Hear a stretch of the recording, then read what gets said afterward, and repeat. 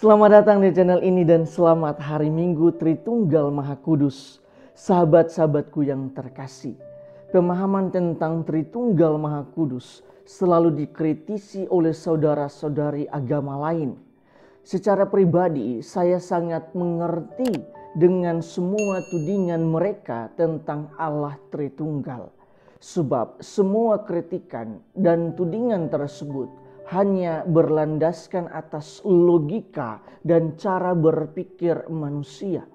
Padahal Allah Tritunggal adalah misteri Allah yang tidak bisa dimengerti dengan logika dan cara berpikir manusia.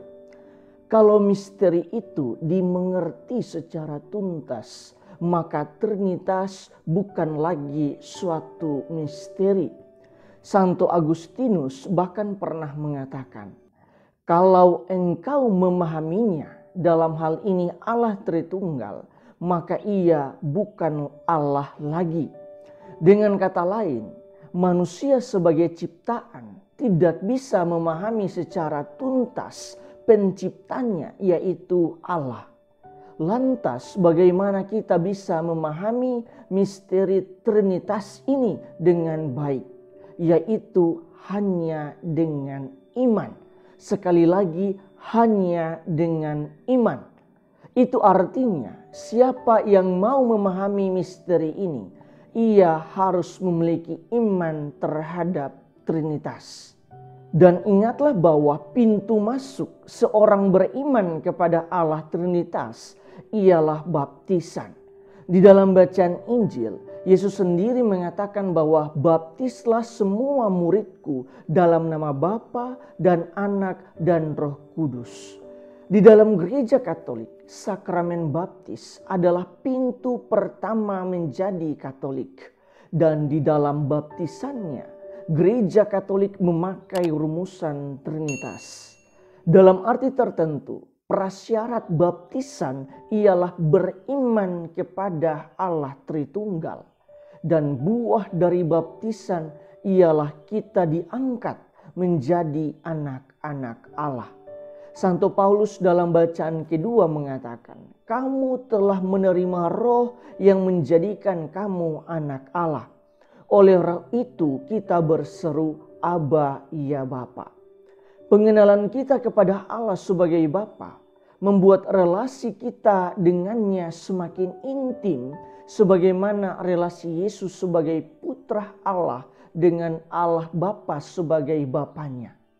Yesus pernah berkata, mereka semua menjadi satu sama seperti Engkau, ya Bapa, di dalam aku dan aku di dalam Engkau, agar mereka juga di dalam kita. Injil Yohanes pasal 17 ayat 21.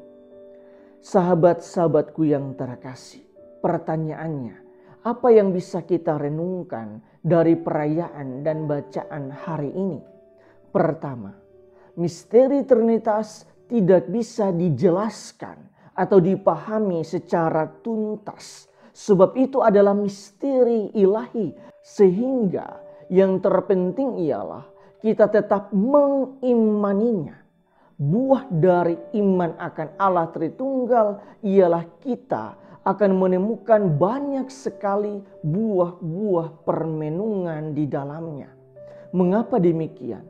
Karena sebagai suatu misteri, Trinitas ibarat bawang abadi yang sekalipun dikupas permenungannya satu persatu, kita akan terus menemukan makna dari kulit-kulit permenungan yang dikupas tersebut. Kedua, lantas bagaimana kita dapat memahami secara sederhana pemahaman Allah Tritunggal? Salah satu permenungan yang sangat berkesan bagi saya ialah permenungan tentang cinta. Kesatuan tiga pribadi Allah Bapa, Putra, dan Roh Kudus menyatu tak terpisahkan di dalam cinta kasih. Cinta kasih adalah perekat yang mengikat mereka satu sama lain sehingga disebut Tritunggal, tiga tetapi satu. Di dalam keluarga kita misalnya terdiri dari suami, istri, dan anak-anak. Kita belajar menyatu dalam cinta kasih seperti Allah Tritunggal. Di dalam cinta suami, istri, dan anak-anak akan menyatu tak terpisahkan sehingga relasi di antara mereka pun akan semakin harmonis. Di dalam pemahaman Allah Tritunggal, setiap pribadi memiliki perannya masing-masing.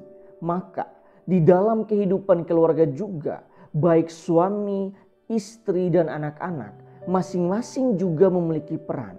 Tetapi kemudian dengan cinta kasih, kita semua menjadi satu kesatuan di dalam kehidupan berkeluarga.